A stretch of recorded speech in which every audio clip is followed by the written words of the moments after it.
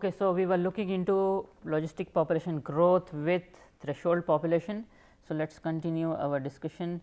To quickly remind ourselves of our system, the dynamical equation was dx by dt is equal to minus of a x 1 minus x upon lambda 1, 1 minus x upon lambda 2, where lambda 1 is the carrying capacity, lambda 2 is the threshold population. The condition for the inequality is provided here. So, we were trying to have a qualitative analysis of this equation.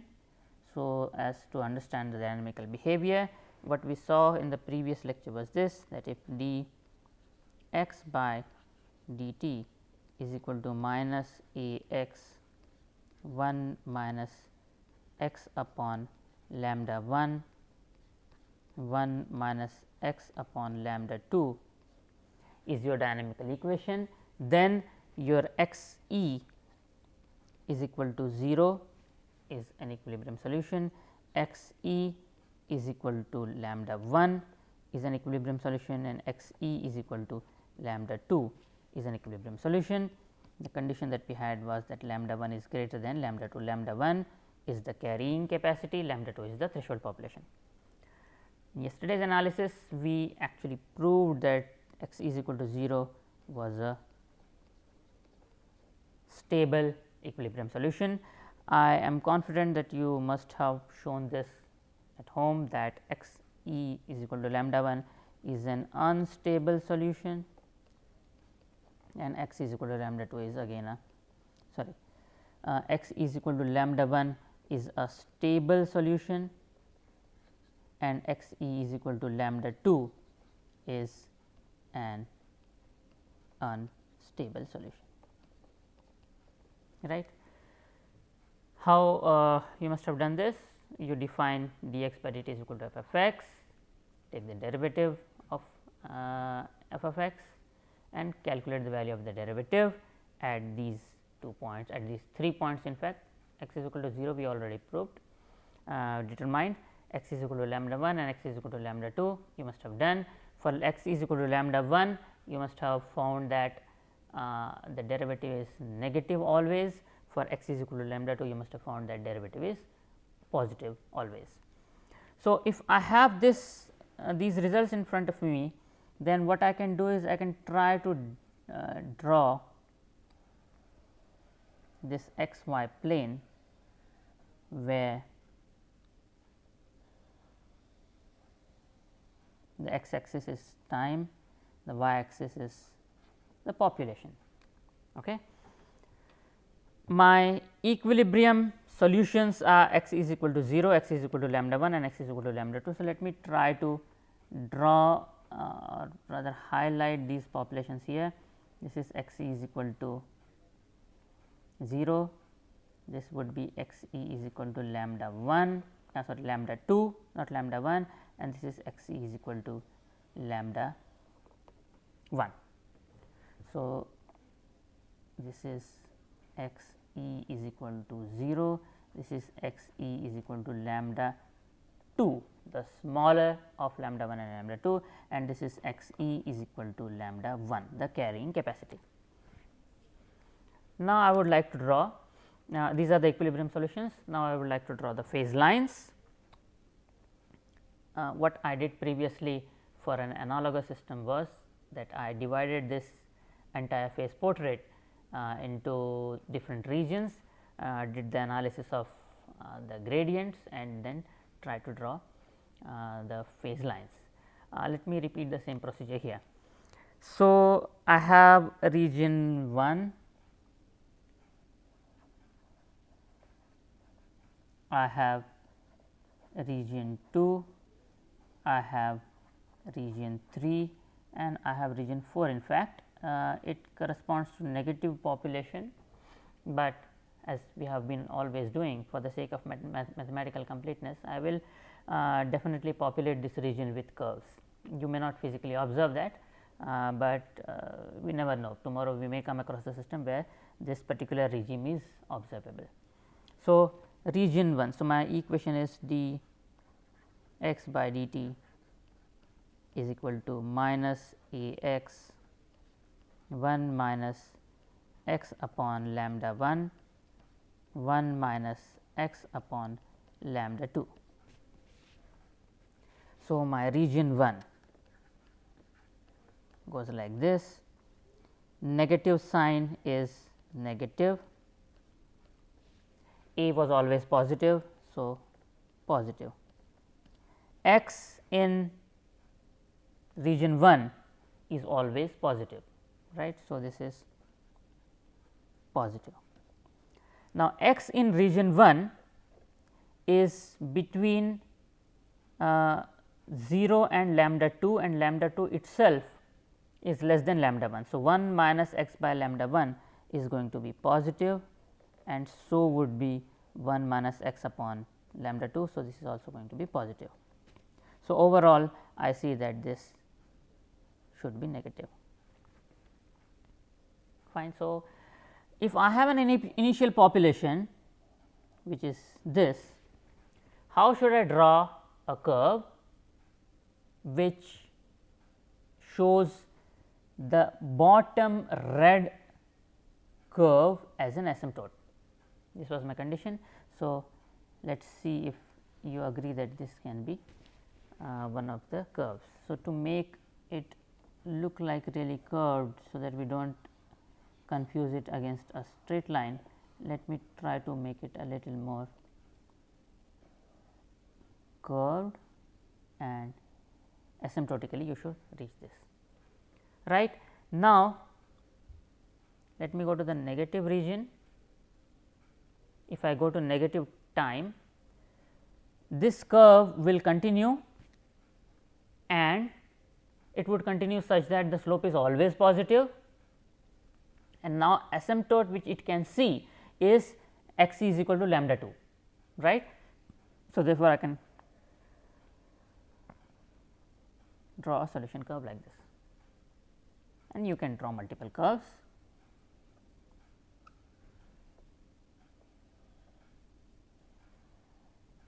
Which look all like this. The asymptotes would be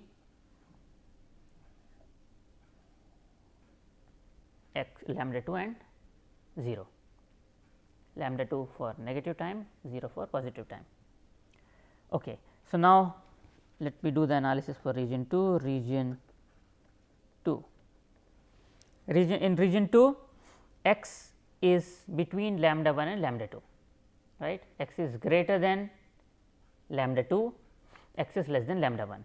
So, therefore, the negative sign is negative, A is positive, x is positive, 1 minus x upon lambda 1 is positive, but since lambda is x is greater than lambda 2, 1 minus x by lambda 2 would become negative. So, negative and negative will become positive. By now, it might not be very difficult to see that what is going to happen is that I will have an initial population with always a positive slope. So, you can, and the asymptote being lambda 1, that is the upper asymptote it can see. So, it would be like this, and therefore, I will come here. This would be the one of the phase lines. So, I can draw several other phase lines which all go like this. What about region 3? In region 3, x is greater than lambda 1. Okay. So, negative sign, negative, A positive, x always positive. So, positive, but 1 minus x by lambda 1 is going to be now negative. So, will be 1 minus x upon lambda 2. So, overall this is going to be negative. So, now if I have an initial population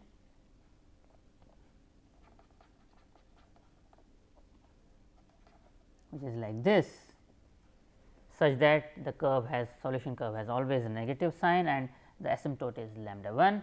So, I can draw a solution curve like this, and I can draw several curves. and so on. Fine. And finally, region 4, for the sake of mathematical completeness, negative sign is negative, but x in this case A is always positive, x in this particular case is negative, x is negative, and then 1 minus x upon lambda 1 is going to be positive, 1 minus x upon lambda 2 is also going to be positive. So, what is going to happen? The slope is going to be always positive. So, how should I draw a positive slope curve such that the asymptote is x is equal to 0?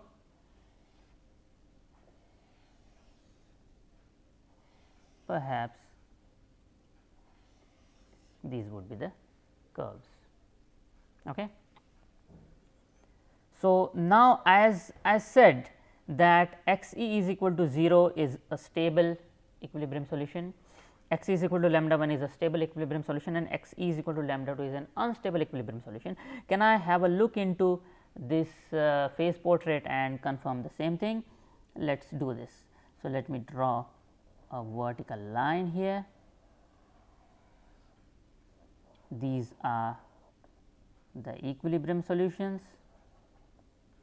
and I can see that all the equilibrium solutions tend towards x is equal to 0, all the phase lines they are all coming to x is equal to 0. So, therefore, this is stable, which I also see from here, stable. Okay. Now, at x is equal to lambda 2, the solution lines or the phase lines are going away. So, therefore, this is unstable. And finally, for x is equal to lambda 1, the solution lines converge all to x is equal to lambda 1.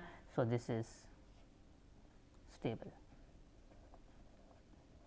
and you will see here stable, lambda 2 is unstable. So, this is the phase portrait of the system which we developed without solving the equation explicitly. And now, let us try to test whether physically this phase portrait makes sense. Okay. So, let me take 3 conditions, 3 initial conditions. This is x 0 1, the point x 0 1, this is the point x 0 2, and this is the point x 0 3, right. So, x 0 1 is less than lambda 2, okay, and lambda 2 is the threshold population. Okay. Lambda 2 is the threshold population. And what did our model assumption say? Our model assumption said that if your initial population is lesser than the threshold population, then it should extinct, the population should extinct to 0. So, therefore, if I start with x is equal x 0 1 as the initial population, then you see that your population is going to 0. Okay.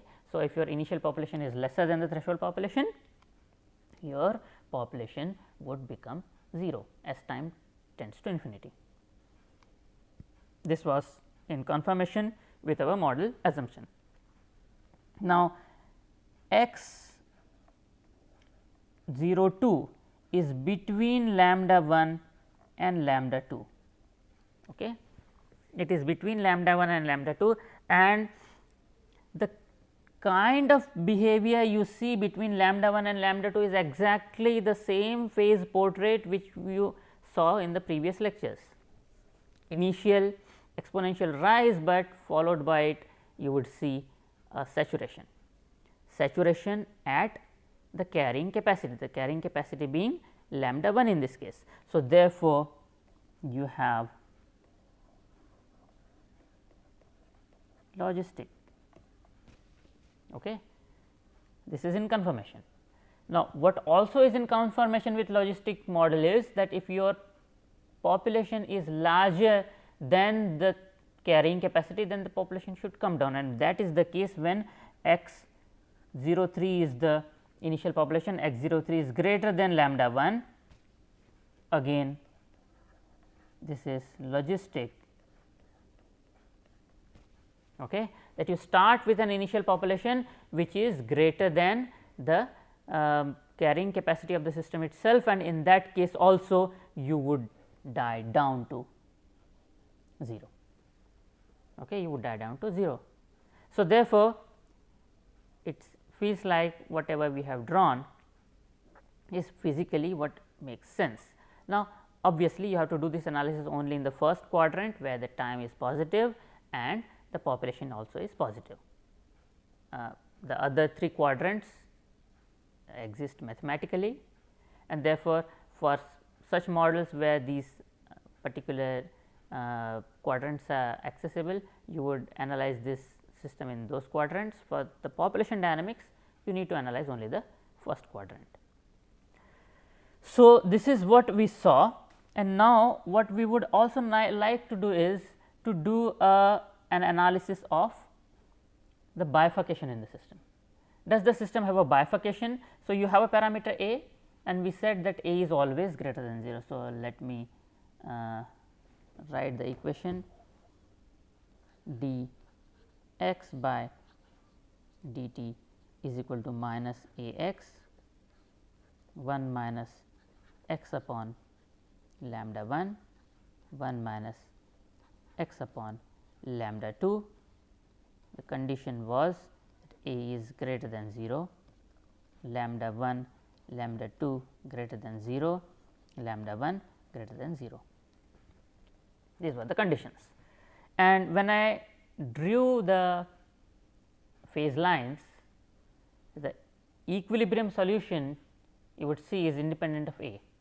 It does not matter what a is, whether it is positive or negative, the equilibrium solutions remain. But the stability of the equilibrium solutions was determined on the basis of the signs of various quantities, and in all those cases we considered a as positive. Now, the moment you make a negative, what is going to happen is the slopes of all phase lines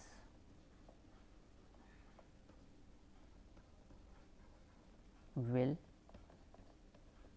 change the sign, because negative sign is negative, the sign of x, whether a is positive or negative, will remain the same, the sign of 1 minus x upon lambda 1, and all those quantities will remain the same. The only sign which will change is the sign of a, and therefore, all the slopes will get inverted. So, let me quickly draw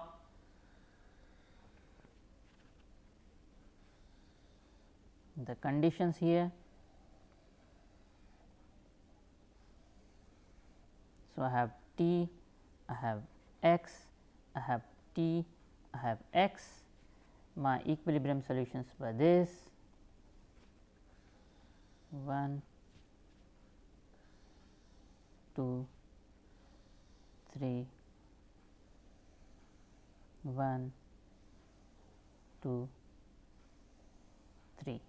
So, the equilibrium solutions were x e is equal to 0, x e is equal to lambda 2, x e is equal to lambda 1, here also x e is equal to 0, x e is equal to lambda 2, x e is equal to lambda 1. And now, for a greater than 0, the curves which we saw were like this.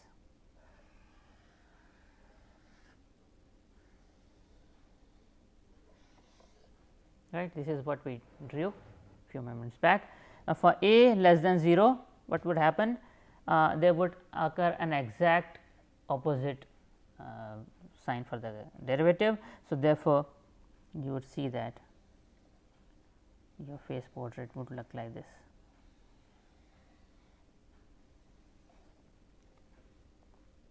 Again physically this is absolutely not which can happen, but what you know is from this analysis that the system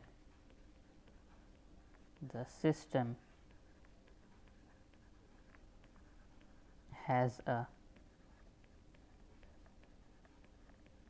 bifurcation at A is equal to 0.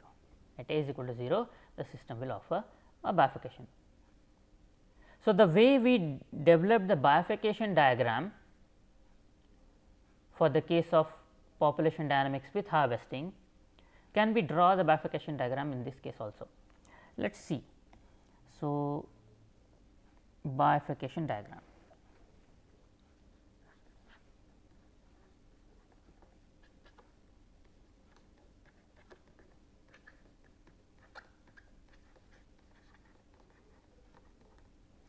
So, let us remind ourselves of what a bifurcation diagram is.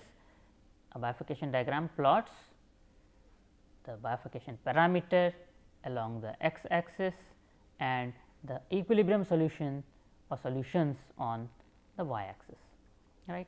So, let us in fact take various models and draw the bifurcation diagrams for all of them. So, the simplest model was dx by dt, the linear model is equal to A x. This was our linear model. What was our equilibrium solution? For here my equilibrium solution was 0, right. So, what I can do is I can draw the bifurcation diagram here.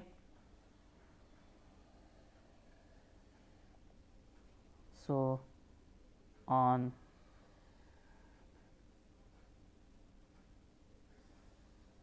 the x axis I will have the bifurcation parameter, in this case it is A.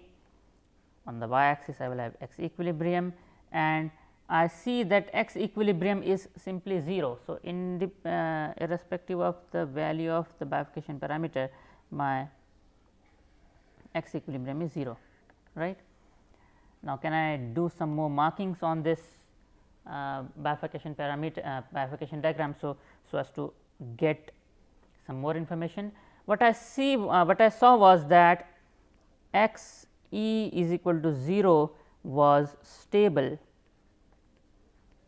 for a less than 0 and unstable for a greater than 0. So, how do I indicate this fact on this diagram? Whenever a is greater than 0, your solutions would move away from your equilibrium solution, and what is going to happen is that now you can say that for a greater than 0, your solutions would move away, okay. And for a less than 0, your solution would come towards x e is equal to 0. So, I can draw this. So, this is unstable and this is stable. I am putting arrows just to show to indicate stability or lack of stability, okay. So, arrows pointing away means unstable, arrows pointing towards it means stability. So, for a greater than 0, that particular portion of your curve is unstable. From minus infinity to 0, a less than 0 is stable one. Fine. Then I have dx by dt is equal to a x 1 minus x. Let us consider the carrying capacity as unity.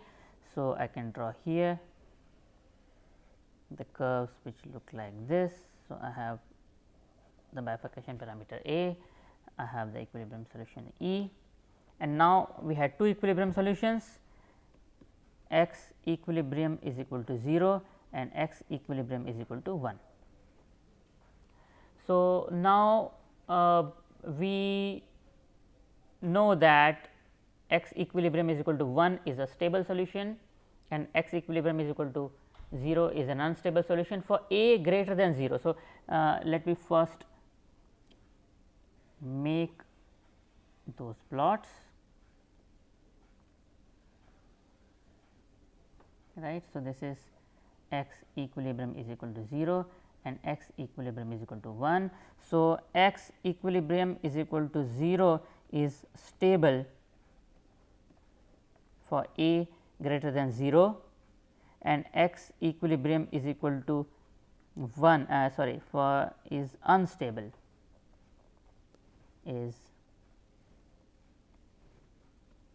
unstable, and x is equal to 1 is stable for a less than 0, right. So, how do I indicate this? Just an indication, a greater than 0, x e is equal to 0 is unstable. So, I will write this as unstable and I will make here as stable. Now, for x e is equal to 0 becomes stable for a less than 0 and x e is equal to 1 becomes unstable for a less than 0. Please refer to the previous lectures and you will get this conclusion. So, for x e is equal to 0 and a less than 1, you have a stable part and you have an unstable part here. Fine.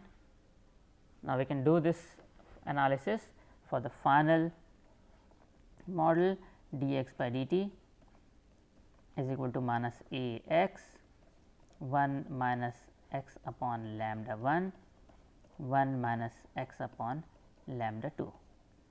So,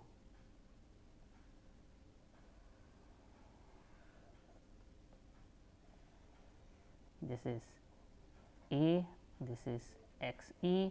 I have 3 equilibrium solutions 1, 2, 3.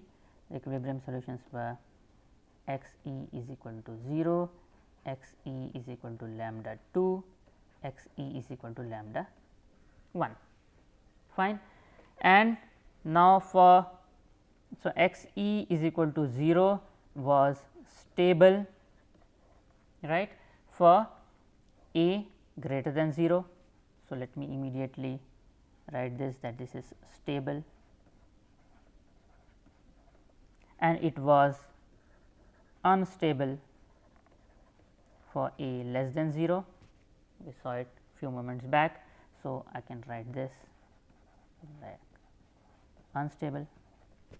Now, x e is equal to lambda 2 was unstable for a greater than 0 and stable for a less than 0. So, I can write this as this unstable and stable, and finally, x e is equal to lambda 1 was stable for a greater than 0 and unstable for a less than 0, which means I can write here stable and unstable. So, now what we saw in these 7 lectures is that there are various population models which can explain the dynamics of growth of a biological species in a region. Depending upon the model assumptions, there are various solutions, various stabilities, there are various instabilities which you can observe in the system. But what is pretty important to be noted is that not all the time do you need to explicitly solve the problem. For certain cases, it is possible to solve the problem to get a qualitative idea about the problem without actually solving the problem. So, if that be the case, what we can do is we can develop the phase portrait. The phase portrait can be developed with the help of first determining the equilibrium solutions, determining whether those equilibrium solutions are stable or unstable, and then with the help of the derivative, which is basically the definition of the dynamical equation, what you can do is you can determine the derivative or the sign of the derivative of the quantities in different regions, and then you can draw the phase lines so as to complete the phase portrait. So, we will stop here today, and we will take a new topic of the dynamics of discrete systems from the next lecture onwards. Thank you.